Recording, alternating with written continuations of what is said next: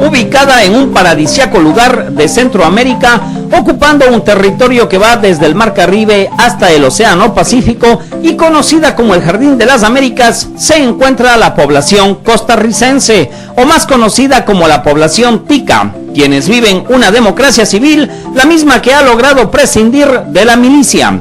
La amabilidad de esta gente nos recibe en su tierra cargados de honestidad y franqueza para compartir con nosotros un diálogo testimonial que recoge las experiencias OVNI vividas por la prensa, los estamentos gubernamentales y el común de la gente, así como también logramos hacer un entero seguimiento a el único astronauta latinoamericano perteneciente a este país, a quien acompañamos hasta el destino mismo de su próxima misión hacia el espacio, la STS-91, a bordo del transbordador espacial Discovery.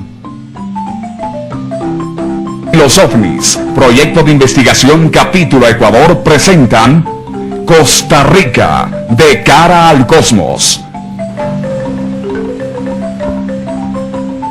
Bienvenidos. Muchos han sido los países alrededor de nuestro planeta que han sido visitados por los así llamados objetos voladores no identificados. Sendos avistamientos se han producido en los que innumerables personas han sido testigos de ellos, autoridades, miembros de la prensa y el común de la gente. Veamos aquí en San José qué es lo que está ocurriendo con estos avistamientos.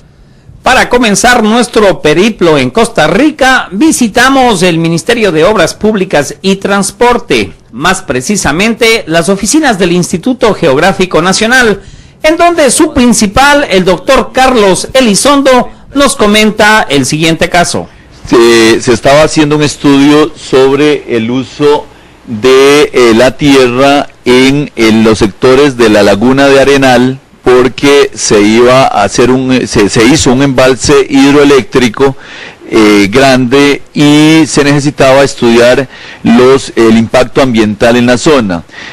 Hay un lago pequeño en el norte que se llama Lago de Cote, y a la hora de evaluar las fotografías aéreas de los años anteriores para considerar el uso de la tierra antes del embalse hidroeléctrico, un compañero, Juan Bautista González, observó que una fotografía tomada en septiembre de 1971 dentro del lago tenía un objeto muy particular, que lo podemos ver aquí en la fotografía ampliada, y qué objeto parecía un platillo incrustándose en el lago.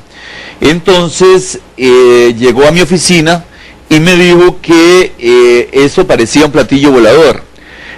Como las fotografías se toman cada 17 segundos, por lo menos para ese proyecto en particular, entonces le dije que podía ser una gota de agua a la hora del revelado y que fuera al laboratorio a observar el negativo. Cuando se fue al negativo, vimos que la foto siguiente, 17 segundos después, no tenía el objeto, y la foto anterior tampoco, y ambas en el mismo sitio. Para entonces la noticia tuvo gran cobertura. Una fotografía de un objeto no identificado que se convirtió en una de las fotos más estudiadas en el mundo.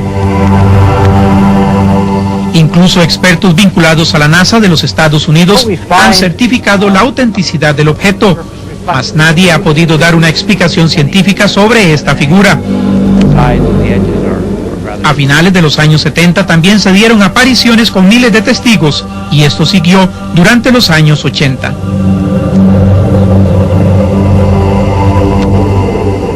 Nosotros a partir de 1976 empezamos a registrar casos de forma ordenada. Se inició con casos en el 76, 77, muy importante una oleada en el 80, en el 79 creo que fue que descubrimos la fotografía de la Laguna de Cote, que empezó a documentarse y que duró 5 años, la documentación y la investigación de esa fotografía. Después viene a los años 90, casos en los años 80 y en los años 90, en estas décadas, casos bastante documentados con radiopatrulleros, y más o menos eso sería, digamos, la historia resumida de lo que es la investigación. De las simples fotos y ausencia de testigos se ha pasado a tener testigos calificados y el testimonio de miles de personas. Enrique Castillo es un costarricense a quienes científicos que estudian el fenómeno OVNI le consideran un contactado por extraterrestres y quien sobre este particular tiene su propia versión. Sí, esto no queda ninguna duda. A través de los años de investigación que se han hecho en la casuística OVNI, nos hacen ver muy a las claras de que ha ido creciendo en todas partes del mundo. Y Sudamérica y Centroamérica ha sido uno de los países, de los países centroamericanos donde últimamente se han visto más estos objetos. En Sudamérica ha ido también creciendo de una manera, yo diría que desmedida. Según esta opinión y lo que indica la experiencia particular en Costa Rica, estamos ante un crecimiento en el fenómeno OVNI. Un compañero de laboratorio fotográfico le informó a personas especializadas en estudios de ovnis en Costa Rica, los hermanos Vilches, para que evaluaran exactamente la fotografía. Y se llevaron la fotografía que fue mandada posteriormente a los laboratorios de los Estados Unidos, se vino a estudiar el negativo mismo fue cortado, es un rollo de muchas fotografías consecutivas, pero se cortó porque se mandó a evaluar también a los Estados Unidos y a otras entidades internacionales. Al respecto de esta investigación, el ufólogo costarricense Carlos Vilches nos comenta. La prensa se ha abierto a la investigación, inclusive yo he participado con algunos periodistas de canales de televisión, de periódico, y ellos quieren hacer el trabajo mejor.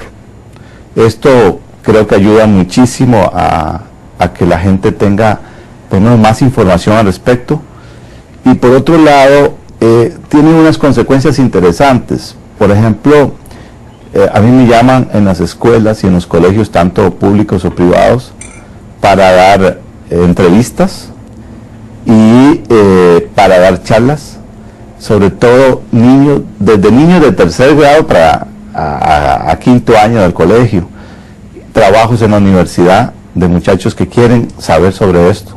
Esas han sido las consecuencias de esa apertura que tú me preguntas, y eso es lo que yo veo, una evolución muy grande. Digamos, en lo que es desde el punto de vista aeronáutico, algunos controladores sí han sido abiertos y han hecho declaraciones. Esto lo hace bastante serio para la gente cuando oye a un controlador.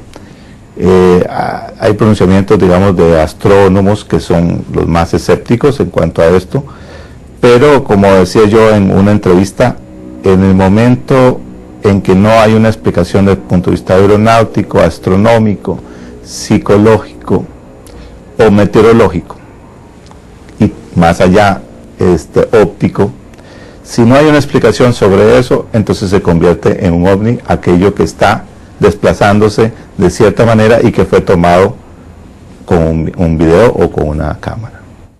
Así, en julio de 1995, un piloto vio un ovni del tamaño de una plaza de fútbol, y esto fue ratificado por un controlador aéreo que vio desde Pavas el ovni.